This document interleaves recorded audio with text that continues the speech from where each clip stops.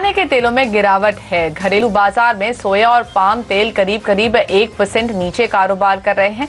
दरअसल सोयाबीन और सरसों भी कमजोरी के साथ ही कारोबार कर रहे हैं।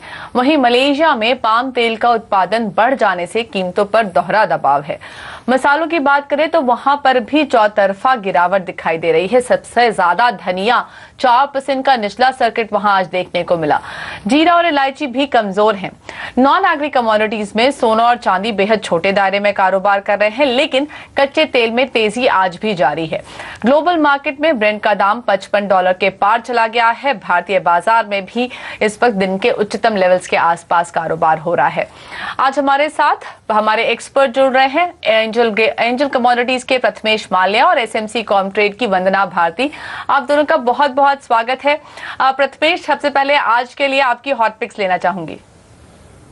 हाँ जी, नमस्कार मुग्धा जी। आज के लिए हॉट पिक्स वैसे आप बाई करके चल सकते हो। क्रूड में जो रेंज रहेगा वो अप्रैल कॉन्ट्रैक्ट का रेंज है 3375 3370 का रेंज है। 3320 का स्टॉप लॉस रहेगा। ऊपर के टारगेट्स में 3470 एक्सपेक्ट कर सकते हैं।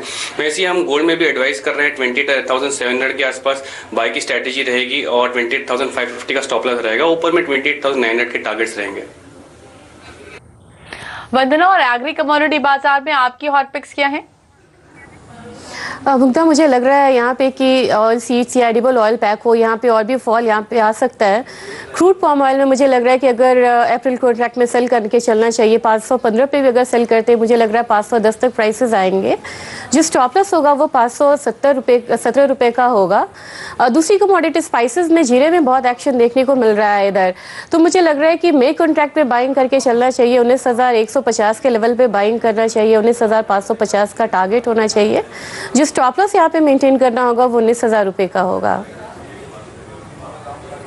ऑलराइट, तो ये है आज की हॉट पिक्स। लेकिन अब फोकस करते हैं सोने पर, क्योंकि पिछले एक साल में अगर आप देखें तो करीब 10% का पॉजिटिव रिटर्न सोने ने दिया है, लेकिन इसके बावजूद निवेशकों का मोह भंग हो गया है, ऐसा लगता है।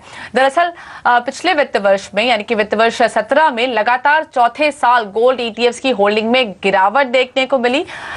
FY17 में गोल्ड ईटीएफ से निवेशकों ने करीब 775 करोड़ रुपए निकाल लिए हैं और पिछले साल के मुकाबले होल्डिंग करीब 16% गिर गई है।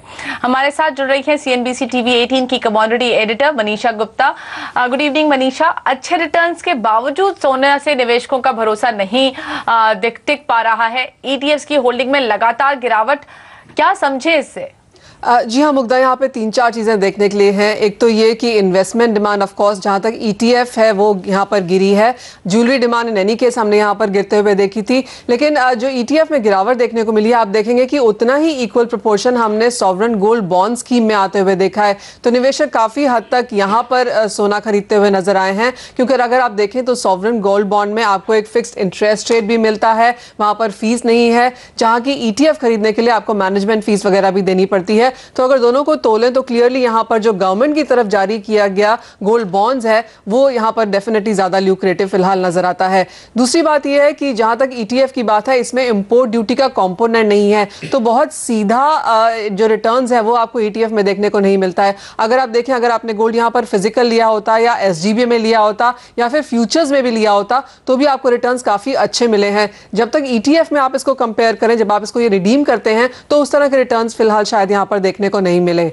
तीसरी बात यह है कि बहुत स्ट्रांग मार्केटिंग यहां पर गोल्ड ETFs की अभी भी नहीं है। जैसे आपने कहा 2006-7 के दौरान से हमने यहां पर 14 गोल्ड ETF होते हुए देखे हैं, लेकिन इसके बावजूद भी जो म्यूचुअल फंड्स या इक्विटी एंड डेट हैं वहां पर ज्यादा हमेशा फोकस रहता है और गोल्ड ETFs की मार्केटिंग अवेयरनेस अभी भी बहुत ज्यादा स्ट्रांग नहीं है। तो ये एक दूसरा जरिया भी हो सकता है। और बहुत ज्यादा रिटेल यहां पर गोल्ड ETF में नहीं है। बहुत बड़े क्लाइंट्स HNIs होल्ड करते हैं इसको। तो जब आप बिकवाली आता हुआ देखते हैं तो वो भी बहुत ही लंबे तौर पे आती है। जैसे आपने कहा 775 करोड़ की यहाँ पर बिकवाली आई है, तो वो इसी वजह से है क्योंकि बहुत ज्यादा बड़े बड़े लोगों ने यहाँ पर गोल्ड ETF में रिडेम्पशन करी है और उसका असर हमने यहाँ पर प्राइसेस में पड़ते हुए देखा है। लेकिन इंपॉर्टेंट बात है कि यहाँ पर देखने के लिए ये रहेगी कि कुछ लोगों से जो मैंने बात करी उन्होंने कहा कि इसका मतलब ये नहीं है कि आप यहाँ पर एक बिकवाली ही देख रहे हैं और फिर से यहाँ पर खरीदारी नहीं आएगी। गोल्ड ETF के नॉर्म्स में भी शायद यहाँ पर कुछ चेंजेस करने की जरूरत है, ज्यादा अट्रैक्टिव बनाने की जरूरत है, तो उसके बाद आप यहाँ पर कुछ बहुत खरीदारी फिर से लौटता हुआ देखेंगे। ओके तो माफ कीजिएगा, एक कंपटीशन यहाँ पर मिल रहा है बॉन्ड स्कीम से ईटीएफ्स को, लेकिन हमारे साथ प्रथमेश भी हैं। प्रथमेश, जिस तरह से ईटीएफ से निवेशक बाहर दिख रहे हैं, आप इसके क्या मायने निकाल रहे हैं, और इसके साथ साथ सोने पर आपका नजरिया क्या बन रहा है, स्पेशली लॉन्ग टर्म की अगर बात करें तो?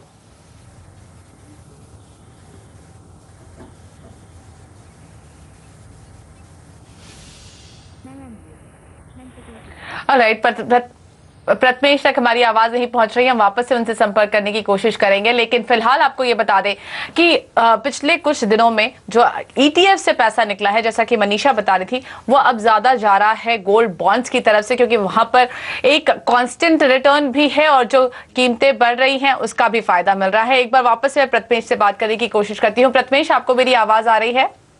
हाँ जी आ रही है। मेरा सवाल ये था कि एक तो ये जो ईटीएफ में कमी आई है, जो हमने देखा है वहां पर लोगों ने अपने हाथ खींचे हैं, उसके आप क्या मायने निकाल रहे हैं, और क्या ये सारा पैसा वाकई बॉन्ड्स में जा पाया है? और दूसरी बात, क्या इससे लॉन्ग टर्म जो कीमतें हैं उसका कुछ अंदाजा मिल रहा है? देखिए, इंडियन मार्केट्स में एटीएफ में इस साल में नहीं, पिछले आप 3 साल का डेटा निकाल के देखोगे, उसमें भी आपको लिक्विडेशन ही दिखाई देगा। सो इंडियन मार्केट्स में एटीएफ एज एन ऑप्शन इतना अट्रैक्टिव नहीं था पहले भी और अभी भी नहीं है, और इसकी मार्केटिंग जैसी ठीक नहीं हो रही है, वो एक वन ऑफ द रीजंस है। और जहां तक बात है एटीएफ से सारा पैसा निकालकर गोल्ड बॉन्ड्स में रखने की, तो गोल्ड बॉन्ड्स उन लोगों के लिए है जो खाली गोल्ड में एज अ रिटर्न इन्वेस्ट करना चाहते हैं। बट आप इंडियन कंज्यूमर सेंटिमेंट देखोगे तो उनको ज्यादा करके गोल्ड होल्ड करना फिजिकल फॉर्म में ज्यादा पसंद है। इसलिए in that sense sovereign gold bond भी इतना अट्रैक्टिव नहीं है when compare to holding physical gold. But physical gold में भी बहुत सारे कॉस्ट अटैच्ड है, और प्लस भाव भी इंटरनेशनल मार्केट से लिंक्ड है और काफी बढ़ चुके हैं। इसलिए इस पॉइंट में हालांकि अगर रिस्की बैठे तो एंट्री कर सकते हो, but buying on dips advisable strategy रहेगी। मीडियम टर्म टारगेट्स आपको रुपी टर्म्स में करीब 29,300 29,400 देखने को मिल सकते हैं। ऑलराइट, तो ये है सलाह इस वक्त सोने पर। लेकिन चलिए अब रुख करते हैं मंडी की खबरों की तरफ।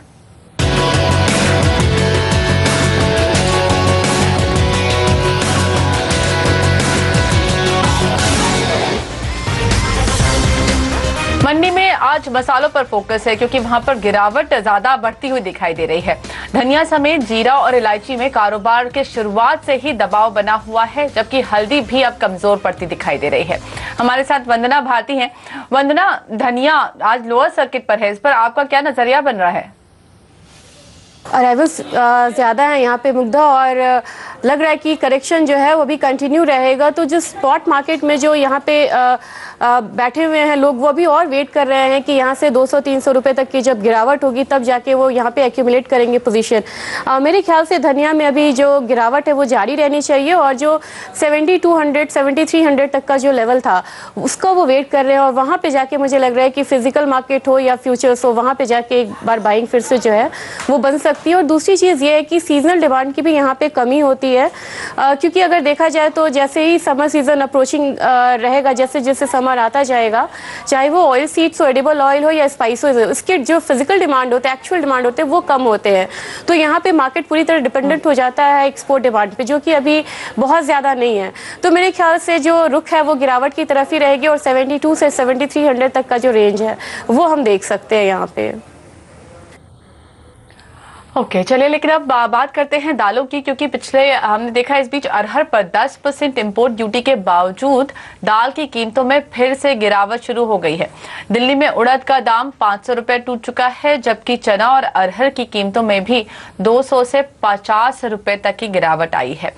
अब इस बीच कारोबारियों की मांग निकल कर आई है कि उन्होंने कृषि मंत्रालय से ये कहा है कि पूरे देश में मंडी टैक्स में सुधार करने की बात वो कर रहे हैं। उन्होंने ऐसा प्रस्ताव बनाने की सलाह दी है। सूत्रों के मुताबिक कृषि मंत्री जल्द ही राज्यों से इस पर बात भी करने वाले हैं।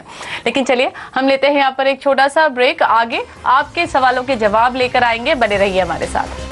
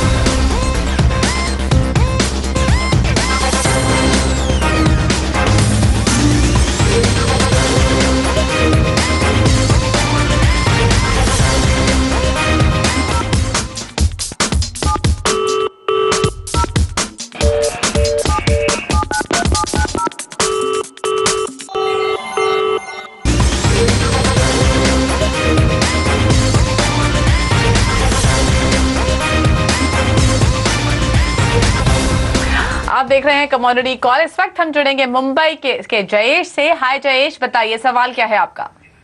हेलो, मैंने नेचुरल गैस सेल किया है 210 में, 200 के नीचे आ सकता है क्या? ओके, प्रथमेश, इन्होंने नेचुरल गैस बेचा है 210 के लेवल्स पे बेचा है। जानना चाहते हैं क्या ये 200 का लेवल तोड़ेगा, क्या करना चाहिए इन्हें? हाँ जी, आज आपकी एंट्री काफी अच्छी है 210 की जो रेजिस्टेंस है, तो पॉसिबिलिटी आज के सेशन में ही आपको 206 205 के लेवल देखने को मिल सकते हैं। एडवाइस यही रहेगा कि ये जो 206 205 पे आप एग्जिट कर ले, 200 तक का वेट नहीं करें, बिकॉज इसकी जो ट्रेंड है वो अपसाइड में ही है और कंटिन्यूसली वन साइड अप ही जा रहा है। तो आप बाइंग ऑन डिप्स एडवाइजेबल है, बट सेल अगर आपने किया है तो 205 206 के आसपास निकलना बेटर स्ट्रेटेजी रहेगी। ओके, तो 200 लेवल का लेवल नहीं देख रहे, लेकिन 205 206 पर आता है तो निकलने की सलाह है प्रथमेश की आपके लिए। चलिए आप चलते हैं जोधपुर, जहां से हमारे साथ जुड़ रहे हैं मांगीलाल जी। नमस्कार, बताइए सवाल क्या है। मुद्रा जी नमस्कार। मेरा जीरा 5 लॉट बाय है 19,000 स्टॉक के भाव से, मैं क्या करूं? मतलब कितने तक मैं टारगेट और स्टॉप लॉट लेके रखूं? वंदना, इन्होंने जीरा खरीदा हुआ है 19,100 के भाव पर, क्या करना चाहिए इनको? मुग्धा, जैसे कि मैंने टॉपिक में यहाँ पे दिया है, मुझे लग रहा है कि इस कमोडिटी में अभी बाइंग जो है वो कंटिन्यू रह सकती है। और अगर इनका थोड़ा सा शॉर्ट टर्म का अगर नज़रिया हो, अगर मेरे ख्याल से अगर 10 से 12 ट्रेडिंग सेशन ये होल्ड कर सकते हैं, तो यहाँ पे प्राइसेस जो है मैं इन्हें हायर टारगेट देना चाहूँगी, क्योंकि एक्सपोर्ट डिमांड इसकी अच्छी आ रही है और जो अवेलेबल स्टॉक्स है वो भी कम होंगे फ्यूचर में। तो 20,200 तक का मेरा यहाँ पे टारगेट है जीरे के लिए, 20,200, और सेकेंड जो है वो 20,500 है। इस लेवल तक के लिए आप होल्ड करिए। जो स्टॉप लॉस मेंटेन करना होगा वो थोड़ा सा बड़ा होगा, क्योंकि काफ़ी वॉलेटाइल कमोडिटी है। 18,500 तक का जो स्टॉप लॉस है वो मेंटेन करके चलिए। ओके, तो ये सलाह है आपके लिए। 18,500 का एक स्टॉप लॉस है। लेकिन चलिए अब अगला सवाल लेते हैं। हरियाणा सोनीपत से हमारे साथ पारस जी जुड़ रहे हैं। नमस्कार पारस जी, बताइए सवाल क्या है। हाँ, गुड इवनिंग मैम। मेरे पास मे कॉन्ट्रैक्ट के ग्वार सीड पड़े हैं, 4175 के रेट पे लिए हुए हैं। आपने खरीदा हुआ है 4175 के लेवल्स पर? हाँ जी मैम, मई कॉन्ट्रैक्ट के ग्वार सीड। ओके, तो थोड़ा नुकसान हो रहा है। वंदना, इनके लिए क्या सलाह होगी? मुग्धा, इन्हें मैं होल्ड करने की सलाह दूंगी, क्योंकि ग्वार में एक अच्छी मूव आई है। हालांकि रुपया ज़रा अप्रिशिएट हुआ है, जिसकी वजह से हम देख रहे हैं कि अपसाइड जो है वो थोड़ा सा यहाँ पे लिमिटेड है। काफ़ी ज़्यादा अप्रिशिएट हुआ है और एक्सपोर्ट कमोडिटी है, तो रुपया के अप्रिशिएट होने से काफ़ी फ़र्क आ जाता है।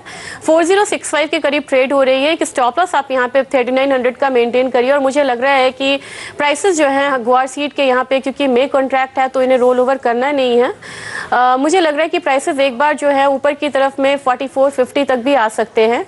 तो आप होल्ड करके चलिए, 3900 का स्टॉप लॉस मेंटेन करिए। आपके सामने जो प्राइसेस आ रहे हैं वो नियर मंथ के हैं। मई कॉन्ट्रैक्ट जो इन्होंने खरीदा है वो 4055 पर फिलहाल ट्रेड हो रहा है। सलाह आपके लिए ये है कि आप अभी स्टॉप लॉस के साथ बने रहिए। चलिए अगला सवाल लेते हैं। SMS आया है गुंजन का कानपुर से, जानना चाहती हैं कि गेहूं के आगे के ट्रेंड्स क्या दिखाई दे रहे हैं। वंदना, क्या सलाह होगी? क्या ये सही वक्त है गेहूं में दांव लगाने का? क्या और बढ़त आने की संभावना दिख रही है आपको? मेघा, अभी बहुत डाइसी सिचुएशन है, क्योंकि अभी हम रिकॉर्ड क्रॉप की बात कर रहे थे। फिर हुआ कि यहाँ पे जो स्टैंडिंग क्रॉप्स है उसमें कुछ प्रॉब्लम आ रही है, क्योंकि बारिश हुई थी काफ़ी स्टेट्स में। तो अभी जो पिक्चर है वो क्लियर नहीं है और जो फाइनल यील्ड है वो आया नहीं है। और लेकिन जब ओवरऑल हम बात करते हैं तो मुझे लग रहा है कि गेहूँ का प्रोडक्शन इस बार ज़्यादा होगा। तो ये प्राइस जो है, करेंट प्राइस लेवल जो है वो मुझे इतना अट्रैक्टिव नहीं लग रहा है कि यहाँ पे आप अभी निवेश करें, बाइंग साइड में जाए। रदर मैं इन्हें ये सलाह दूंगी कि थोड़ा सा वेट करिए। प्राइसेस एक बार 1585 1575 तक के रेंज में आते हैं तो बाय करिए। जो हायर साइड है वो कैप रहेगा, नियर 1710 के करीब रहेगा, वहां का आप टारगेट रखिए। जो स्टॉप लॉस आपको मेंटेन करना होगा वो 1535 का होगा। ओके, तो ये सलाह है गेहूं पर। लेकिन हमारे साथ हमारे दोनों ही एक्सपर्ट जुड़े हुए हैं। फिलहाल वक्त हो गया है एक छोटे से ब्रेक का, और ब्रेक के बाद आपके कुछ और सवालों के जवाब लेकर जल्द हाजिर होते हैं।